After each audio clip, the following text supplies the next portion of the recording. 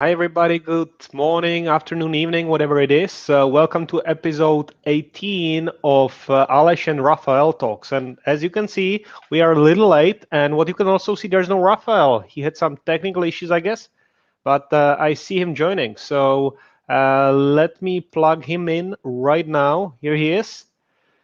Hi, Hello, hello. Raphael. Hello, Alesh. How are you? I'm pretty good and really excited to see you again and discuss what we have for today, which is the urgency and need for speed.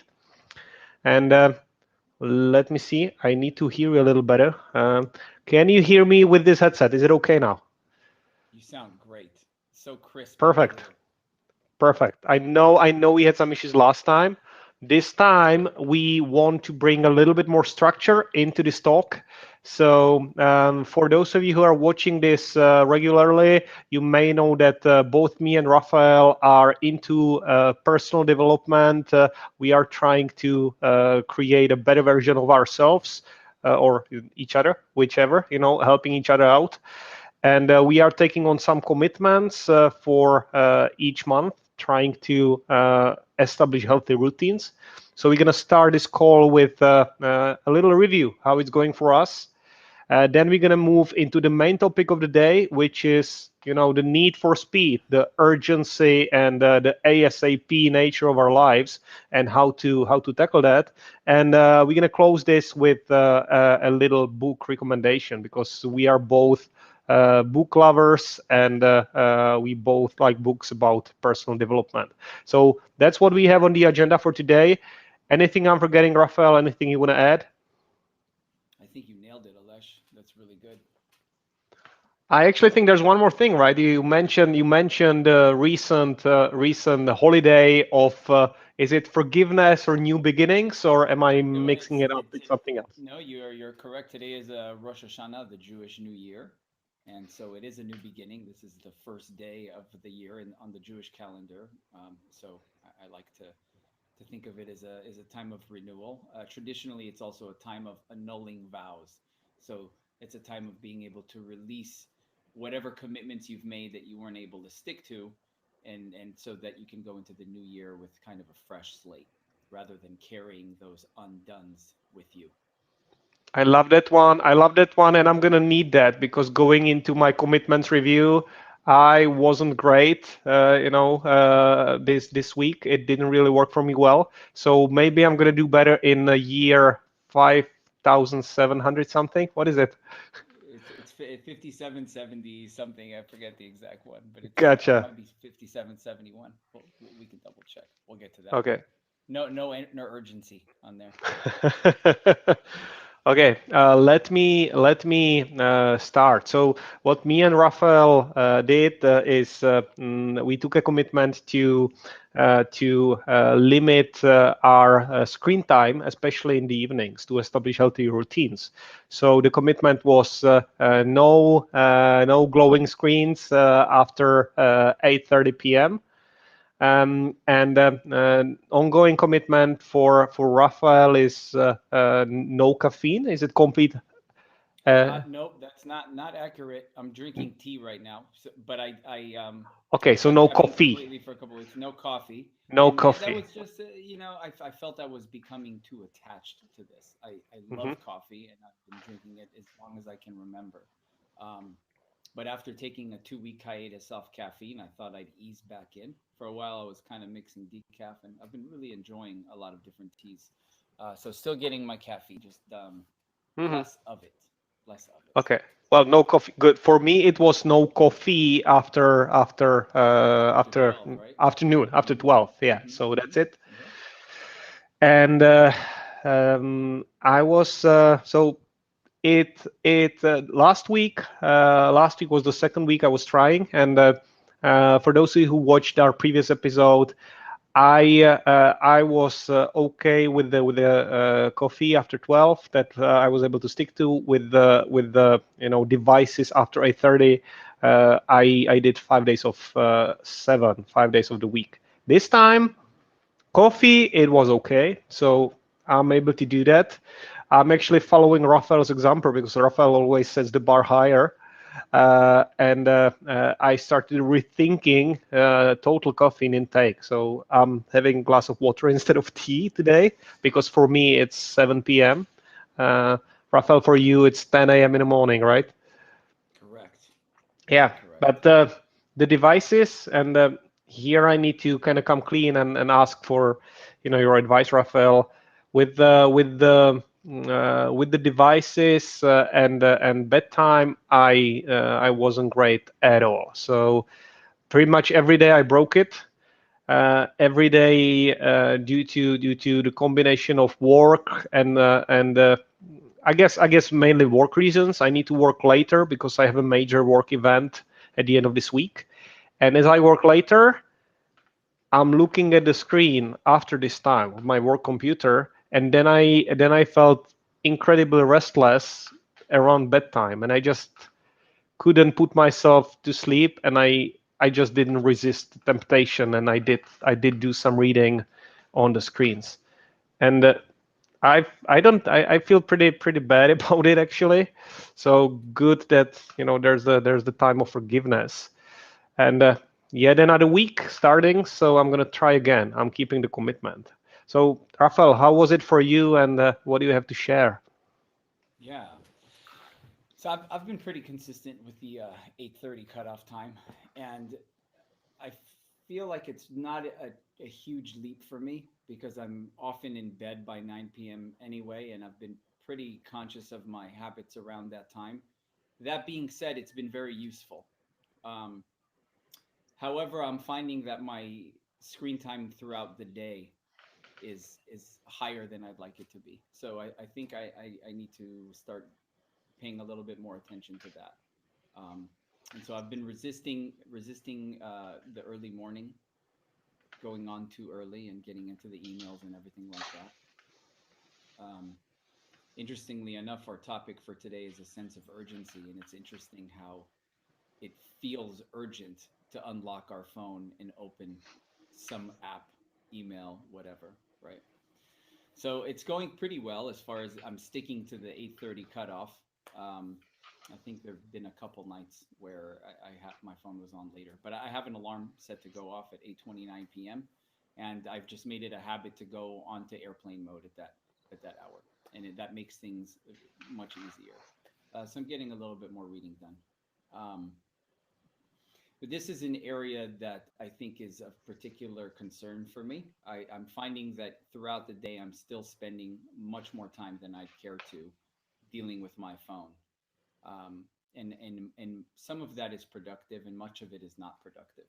And I think it's important for me to own that because until I can really be honest with myself about it, then there's really no hope in changing the behavior.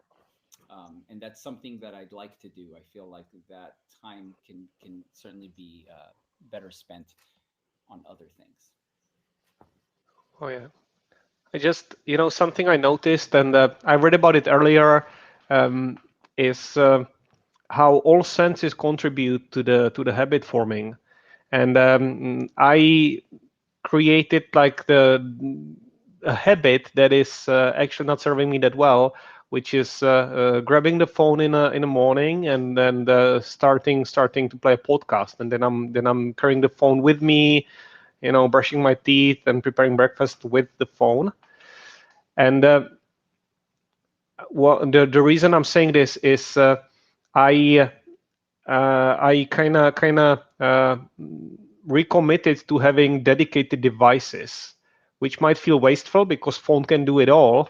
But I can sense like this haptic response of holding the phone in the morning is affecting me, and it's like a mild addiction when I created this routine of grabbing the phone, carrying it with me at all places.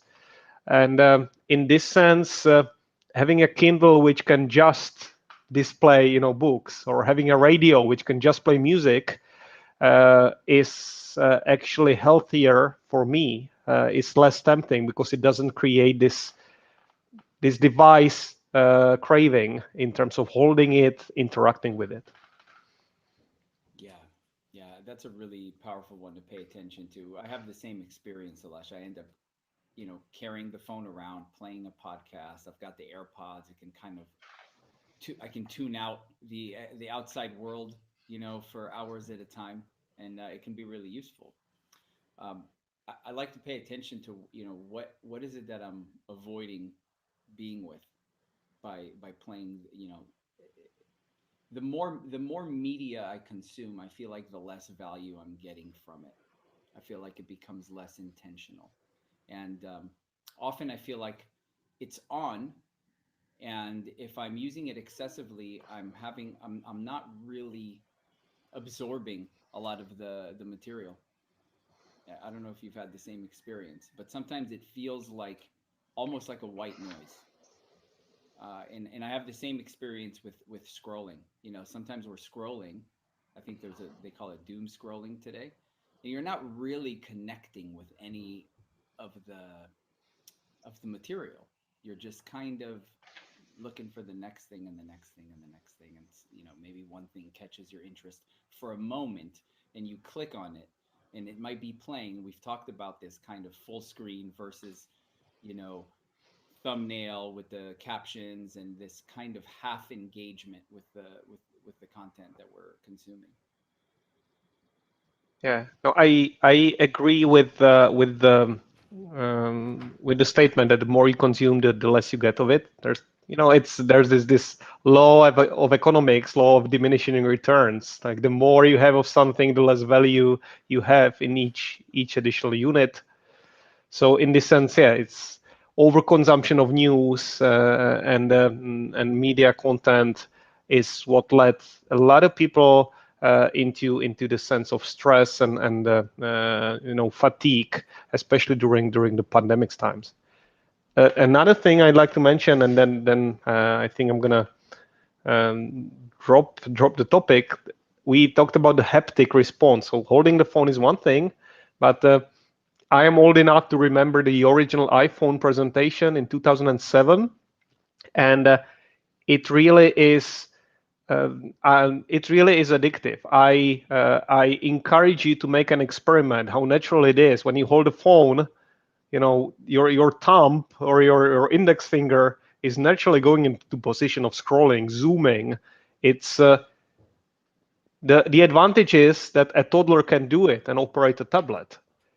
But what that means that it is so easy that it gets addictive really, really easy. And the swiping motion creates not just a response that you see on the screen, but it creates haptic response as well.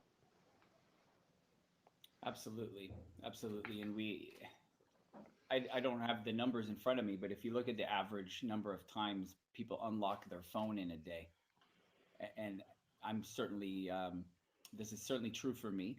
I found email was an especially bad one, and I ended up deleting certain email apps, um, even when I'm not waiting for something particularly urgent. So the urge is there, and yeah, I've been experimenting with putting the phone in a box. We've talked about the block box before, and I find that really kind of liberating and useful. I'm finding more and more that the amount of time my phone needs to be in my pocket, like how much of my day is it really crucial for me to have my phone nearby, right? I mean, there are things like, okay, if there's an emergency and the kid's school needs to contact me, that it would be good to but there are alternatives. My partner has a phone and so on. So I feel like much of the time it's some sort of it's some sort of comfort that I'm after, but it's really not serving me a lot of the time. So this is something I hope to explore in much more depth, and I'm really interested in cutting down my overall usage and my overall dependence on the device. The device is so useful and so powerful, and is capable of expanding our connection to others, and we have limitless tools available to us, and then the list is growing every day. But it's really an issue of signal to noise. I feel that the more I'm engaging with the device, the more noise I'm getting, and the less signal, the less clear communication is happening, the less precise use of the device. And so I'm looking consciously change that experience. Agree. That's exactly what I'm after. And I have to say, for me, when it comes to commitments, I am, Rosh Hashanah. Yeah, I'll keep this commitment. It stands for next week. I am, I, I'm very hard on myself sometimes, for good reasons, I'd say. But I wrote on the paper for myself that I forgive myself for the what I didn't do this week properly, because it's the past. I can't change it. But I'm gonna try to do better. So my commitment stands. No coffee after 12 and 12 noon, and no screen time after 8:30 in the evening, except work commitments or something like that that I can't really avoid. But none of this. Yeah, yeah. I think the next one for me, we've been talking about just doing a full day phone free on the weekend, Mm, like maybe Saturdays. Um, I think I'd like to touch briefly on the difference between awareness and presence when it comes to device use or any other thing. Because we can be aware that we're scrolling, we can be aware that we're on whatever app or site we happen to be on, and not be completely present, right? Like, so we're aware we're using the device. Maybe you were aware that you were using it after 8:30. Maybe there was a certain part of you that felt a discomfort. I committed to not be on my device at this hour, and yet here I am. I found it. So that's awareness.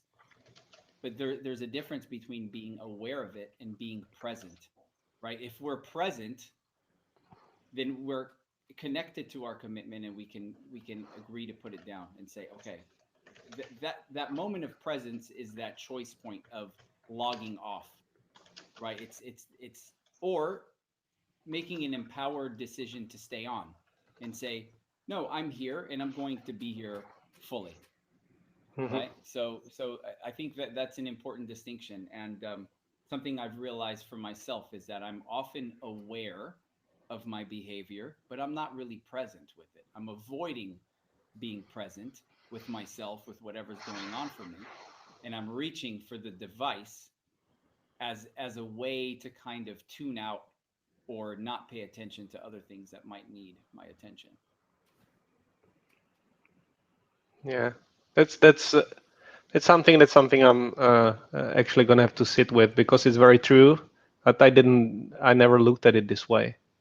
So that's kind of eye-opening in terms of perspective.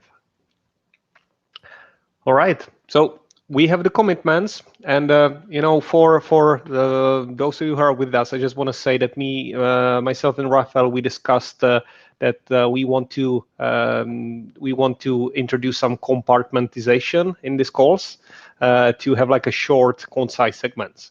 We're not great at it yet, but we're getting there. So these were our updates. These were our commitments. We're gonna revisit them next week, and I'd like to move to the main topic, which is actually connected with that. That's the sense of urgency and speed in our life, especially in this modern culture. So I'm going to open it up as the next segment, and I would like to kick off with why we are actually discussing this topic. So last time, if you remember, Raphael, we talked about the difference between urgency and importance, and how our society often kind of rewards the behavior of overload.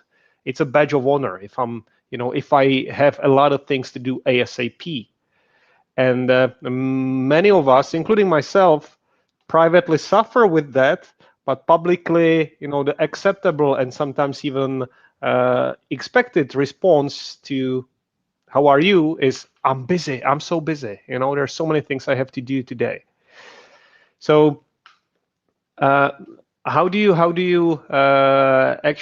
this resonate with you, Raphael? And how do you uh, experience that? Because I see you as a person who lives in this absolute calm, detached farmhouse, master of his time and destiny. Um, do you see this ever, and or did you in your past life? These are great questions, and it's interesting to hear you describe how you see me in this way. You're onto something here. I think that I probably live with less sense of urgency than many people. Um, my default mode is not a sense of urgency. I think if anything, there are probably areas of my life where I could use a little bit more urgency, right? I tend to procrastinate and put certain tasks off um, until they become actually urgent. Um, I think it's important to distinguish between a sense of urgency and what am I trying to say here? Having a sense of urgency doesn't necessarily serve you in getting things done. So an example of this is being late, right? If we're on our way to a meeting and we happen to be running late, being in a state of urgency psychologically is not going to move you there faster, right? Like flying through the door and like shuffling into your seat, just this whole like rushed feeling is not going to get you there any faster. So there is a way where if we can be present with that sense of urgency and notice it, we can slow down internally. We can continue moving. That doesn't mean we should really be lackadaisical and be later than we are going to be. But there is a way where we can notice that sense of urgency and not let it be running the show. Often what happens when we are in a state of urgency is we are completely identified with this sense of urgency, and it's running us. We're just following this around, right? We're not in control any longer. We have decided that something is on fire and we have to put it out, right? And there are certain life situations where that will absolutely serve us, right? If your house is on fire, you should have a sense of urgency. You should get out. You should move quickly. But people who are professionals who deal with this kind of thing on a daily are trained to stay calm in those situations, right? And it would serve us to learn to be calm in those situations as well. So, how can we notice the sense of urgency and not let it run our life? One of the yoga instructors that I greatly admire, T.S. Little, talks about speed getting trapped in the body, right? In other words, we all know people, and you may be one of these people whose life is constantly in this fast forward, doing, always busy, moving from one task to the next, no rest. There's no time for that. And what's meant by speed gets trapped in the body is our muscles don't know when to relax. We can't allow ourselves to be in a fully rested state.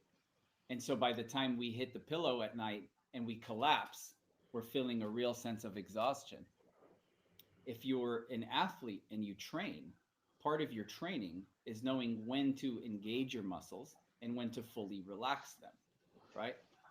Being able to completely turn off, being able to go into a restful state and re-lengthen your muscles, give them a chance to recover, will make you better prepared to perform for your next sporting activity, training session, etc. So being able to distinguish and being able to turn off this sense of urgency, I think, is really critical. And I think many of us live in this constant go, go, go place. And where are we going? Like where are we heading? And so I think this is an important thing to pay attention to. And this is something that takes practice.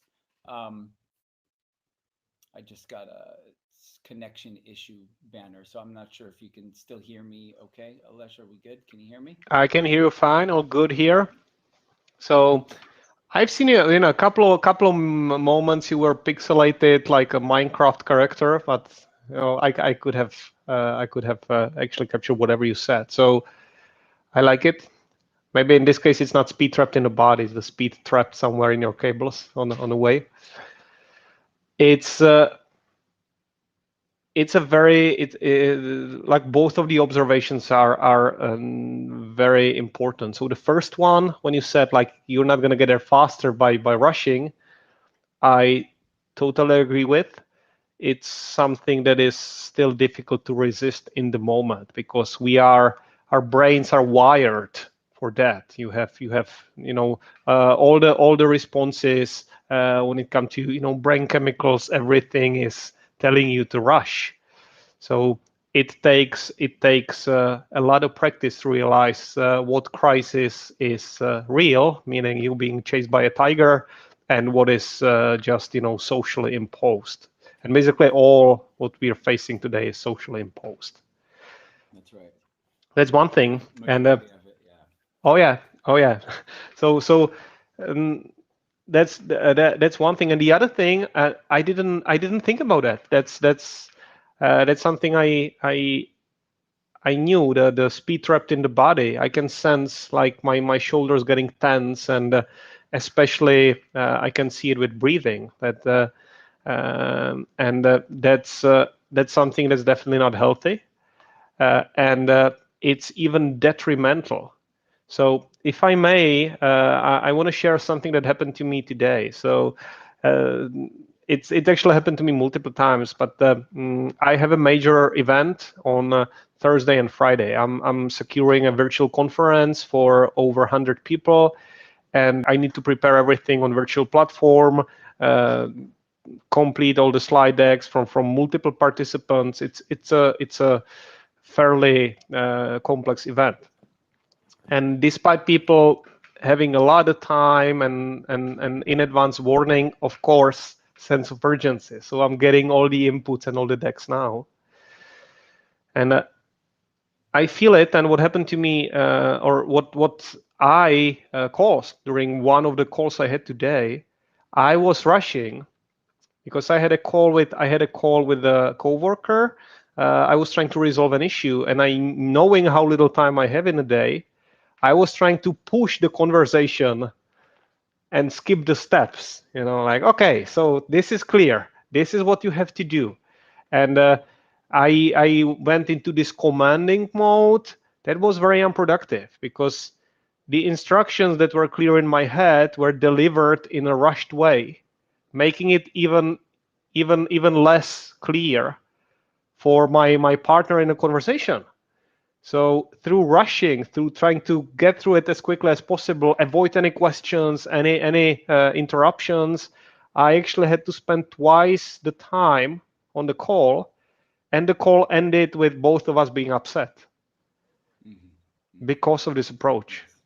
Yes, yes, yes. We're back to that dentum of slow is smooth and smooth is fast, right? And we spoke last week in our coaching group about slow down to speed up and that kind of thing, and there are ways where it applies, I think, in a powerful way, and ways not so much. But this example that you just shared with us is a perfect example, and also a great place to learn from and to let go. The default that we're in is go, go, go. The default that we're in is often a state of urgency. The default way of the mind is to be lost in thought and be in the narrowness of thought. This isn't wrong or bad or a problem, but this is something that we can prepare for and train for. So it's not as if we will suddenly reach a point where we are no longer living our life in a state of urgency, but our recognition of our own urgency may be more frequent. So we may be able to train ourselves to notice this and then take a step back. How does this look in a real world scenario? If you're on a phone call and you realize, wow, I'm really pushing this, I need to take a step back, take a breath, and really get the person in front of me and slow this way down. And being able to take the conversation in a different direction in that way can be much more effective. And as you said, by trying to push faster, you ended up requiring more time to get the message across, right? So slowing down can actually serve us quite a bit in life by seeing more clearly and being able to really connect with what it is we're trying to do or say, um, rather than just being fueled by this urgency, which creates a lot of stress ultimately, right? Yeah, it's I think very much all of we are discussing is very much related to what we can call emotionally cold or emotionally hot states. So you may say, yeah, well, of course, Raphael, it makes perfect sense. And it's true. We know that in these emotionally cold states. But when you are, under stress, when you are in a situation of, frustration, then your emotions take over. And Raphael, I think what you're explaining as the way of training that basically means staying calm under fire. So being able to reinstate this emotionally cold state, this detached approach that allows you to uh, respond to impulses rather than just react to them. Absolutely. And it's as simple as working with your breath, and simple but not easy. What's difficult is remembering to access the tools that we have when we're in situations where we need them most, right? When we're sitting there reading a book and we're planning how perfect we're going to execute our week or our month or the next program that we're doing or project we're working on, we're cool, we're collected, we're like, yeah, this is going to be great. And then when we're in the heat of the moment, and we're thinking about this or that, and we're hungry and we have dinner to get to, and we're trying to rush through our phone call, that's, as you described, a hot state. So how do we bring the cool calm to that hot moment? It takes practice, and initially we're going to continue being in that hot state more and more frequently. And this is why I think it's so crucial to take some time for regular formal practice of mindfulness, or whatever that looks like for you, of training yourself to be able to slow down in the moment.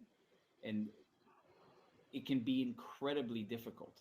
As someone who's been practicing yoga for probably about 5 years now, I can tell you that there are so many days where in the middle of the practice there will be such a strong urge to quit, to do something else, to wonder about my email or social media, or think of all the things I'd rather be doing.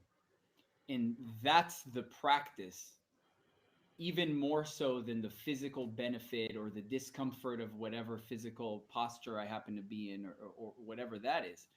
But resisting that urge and being able to stay with that, to notice that urge to get up and leave and do something different, right? This happens frequently during meditation too, right? We close our eyes, we're paying attention to our breath. We're paying attention to our breath for one breath, and then inevitably the thoughts come in. We go back to our narrowness. We're thinking about all the things we have to do. There's nothing wrong with that. That is the practice. How many times can we stick with that and keep returning back again and again and again? And it's as simple as that. Again, simple, not easy. But there's no part of our life where this doesn't carry over and benefit us. Um, Staying cool under fire is how we can learn to be with the things that bring us that fire. I think more frequently, and in greater and greater segments, right? And I think it's good to kind of start slow and know when to let off, and be really easy on yourself, because you've got the rest of your life to work with this. There's no final result that we're aiming to get to anytime soon here. Yeah, I I I'd like to share one story which is kind of, I think it's funny. And it's kind of show how to remind oneself that this need. And let's start from the end. So reminding yourself the practice is possible when you are in this emotionally cold state, when you are in the moment, when you are in the stressful situation. There's not really an easy way to come to your senses. So the practice that Raphael is mentioning is using the stress-free moments to remind this to yourself. And I have this possibility because the story goes like this.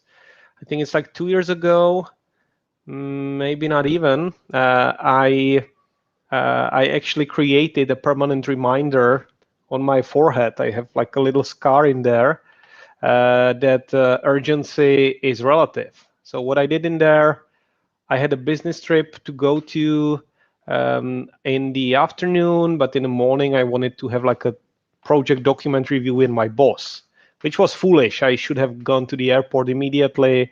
It was very, very tight, but I decided to go to the office and do the review because it was very rare opportunity to talk to the boss about it. It it was like it felt very important at the time, and he asked for a hard copy of it. And me knowing how little time I have, I kind of ran to the printer. I printed the report, and as I was holding it, trying to rush through the office space to the boss's desk, I bumped my forehead into a cabinet above the printer, and I did it in such a ferocity.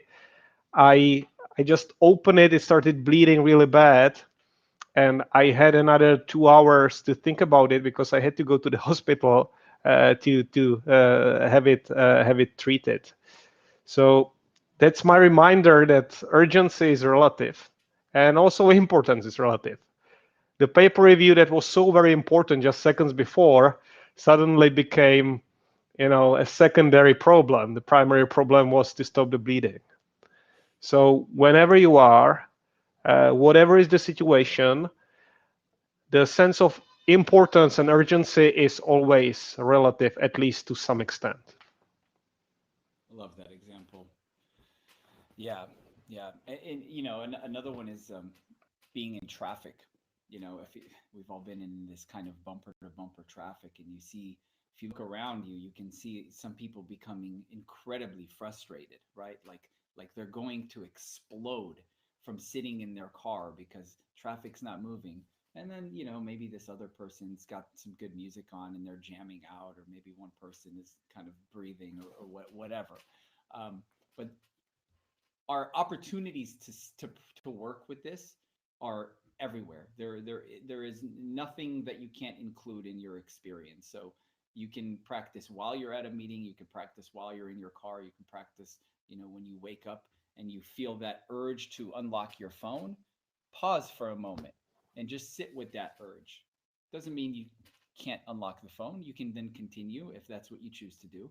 But can you pause and give yourself a choice, right? This urgency often has us operating on autopilot and impulsively doing things. And it can be pretty exhausting. And at least that's how I experience it. And so I think there's a lot of potential benefit to slowing down a little bit and exploring how is this impacting your day-to-day life, and how could you benefit from slowing down a little bit. And I think the fear that a lot of people have when it comes to surrendering, slowing down, is people fear that they will lose their edge, right? Oh, well, if I slow down, I'm going to get left behind, and everybody that's not slowing down is going to keep moving. I think those of us who are focused enough and highly productive have discovered this for ourselves, that moving quickly isn't like that. Productivity and that sense of urgency don't necessarily go hand in hand. There are times where it's appropriate to be moving very quickly, but again, if you're diffusing a bomb, you want to slow down, right? Or if you're performing surgery, right? So these are all really great examples of having to be fully present in order to do something very, very complex. Um, this is a great topic, and I'm glad we're exploring this today, Glesh.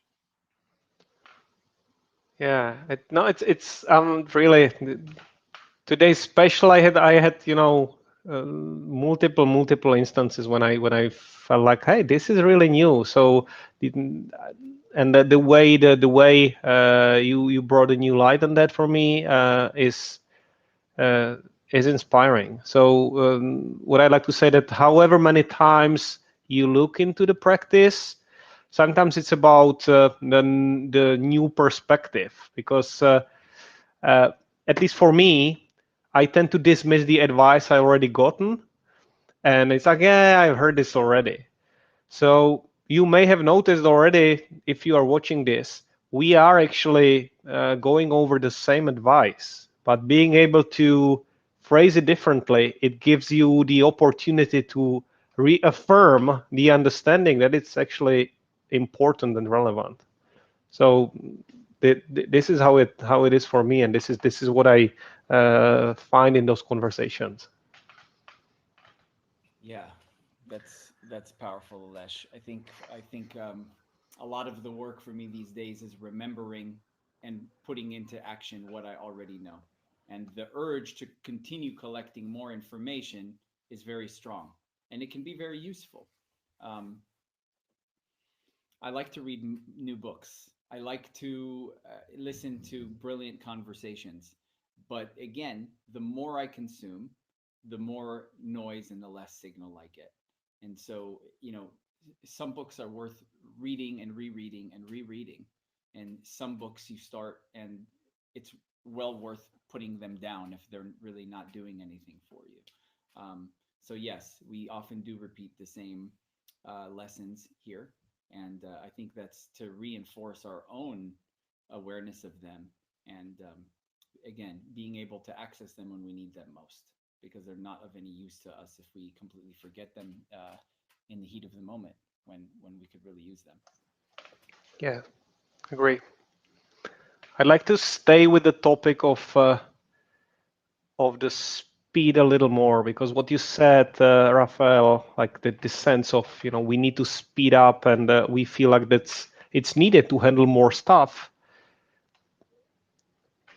We know it's not true, or I think we may realize that. I guess again, whoever tried some activities that require precision or concentration, it's just not going to work. There are two more elements to that I like to tackle. One of them is um, actually they are connected. Both of them fall under the umbrella of how we influence the people around us. So even if you think, yeah, I'm okay, I'm fine with the speed and with the sense of urgency. I need the rush. I like to bring your attention to what it means to people around you, to your peers, or if you manage a team, to your reports. It's um, the sense of urgency and sense of crisis is contagious. So I know we mentioned keeping calm under fire, but think about the contagious nature of you projecting this sense of urgency on everyone. You are feeding this fire. If I'm bringing my stress, if I'm bringing my sense of uneasiness into the call, I'm making everyone uneasy, and I'm kind of spinning this spiral of other people being frustrated, feeling attacked, and then of course I'm reacting. So that's the downward spiral that is very difficult to get from. So I'd like to say the better you are able to sustain the fire, the less fire you're gonna be experiencing. Yes, yes, that's a really great point that you made, Alesh. Our sense of urgency rubs off on those around us, and if you're in a position of leadership, if you're running a team, that energy will spread, as will the other side of that. If you're calm and collected, those around you will be calm and collected. Um, and this state of mind can be the difference between life and death in certain situations, right? Like, I love this analogy, the difference between drowning and swimming, right? Like if you're flailing and kicking and panicking, you're likely to drown. And if you can remain calm, you can tread water almost indefinitely, and you can, swim parallel to shore and eventually make your way out. That is literally the difference, is the state of mind, being able to control your nervous system, slow down, and be able to relax in those situations.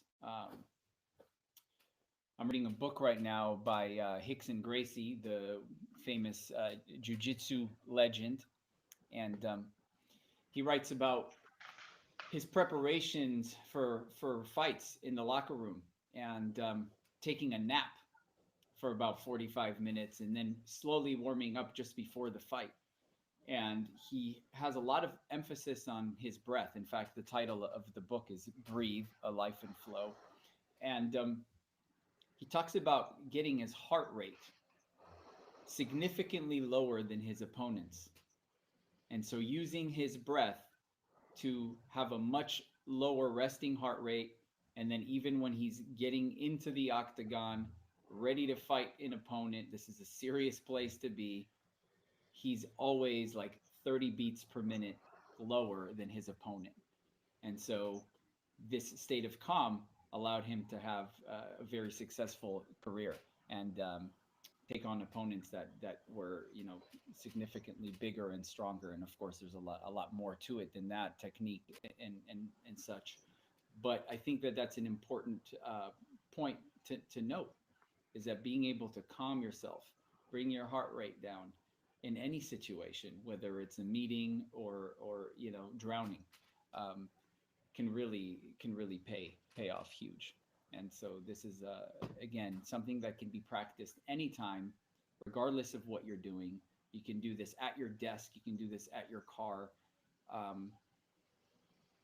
If you're not familiar with breath work, I highly recommend looking into this. There are so many different types, so we won't talk on this conversation about which one is better or worse, because I think they all have their uses. But working with your breath in some capacity and learning to control your breath can be a great place to start. If you're not sure, okay, what do I do with all of this information? How do I start now? It's really as simple as that. Learn to work with your breath, learn to slow down your heart rate, and you can put your nervous system in a state that's much more relaxed, even in a tense or a hot, as we said, situation. Hmm. Yeah, no, I think that's something I'd like to look into a lot, because the work with breath, that's something that you mentioned multiple times. I am in the state when when I'm realizing how important it is, and I can kind of, as you said earlier today, I can be aware of that, but not present with it, so not really in control. So that's something we definitely want to tackle, and I'd love to do that, and I would love to dedicate a call to that. Um, I think there's one more point I want to make, which I think is important for me, because it's also my own story with the sense of urgency and speed. So I'm you know, working in a large corporation, and I was making that mistake for quite a long time, and sometimes in emotionally hot states, it's coming back. I was thinking that the way to be successful and the way to progress is to speed up. You know, just do more things faster. But that's not how it really is, and it's very visible, especially compared to if I'm comparing people in the middle levels of the management and the higher levels. I mean, the people who can do more things faster, they can progress to certain point, but there's a physiological limit. You know, you can't accelerate with your car forever, you know, and rev it to the max. It's not going to work. You need to come up with a smarter way to use you know, your engine and your driving skills, if I use this analogy. So getting getting beyond, above and beyond, and progressing in any activity requires to come up with a way to overcome the sense of urgency. And I mean, I don't want to go into specific roles, but we can see it with top you know, businessmen, politicians. They are not in a rush. you know, and they are able to focus on the important and delegate the rest, That's right. or ignore the rest, ignore the unimportant. That's actually a huge part of it, is knowing what to say no to, and what not to pay attention to, essentially. That frees up an incredible amount of bandwidth. And we started this conversation by doing a check-in on our screen time and our habits around that. And I think this is why this is so important to me, because I'm noticing that often the amount of time I'm wasting online is not aligned with all the other things I'm trying to do in my life. And if I can connect this to what we were just talking about with the breath, and there's a phenomena called screen apnea. Okay, we're all familiar with sleep apnea. Some people have, they stop breathing at night for different reasons. Um, if you notice when you're kind of really engaged with your screen, you might be watching a movie, or you might be, reading something. Pay attention to your breath and notice if it's become very shallow and kind of fast, shallow breathing.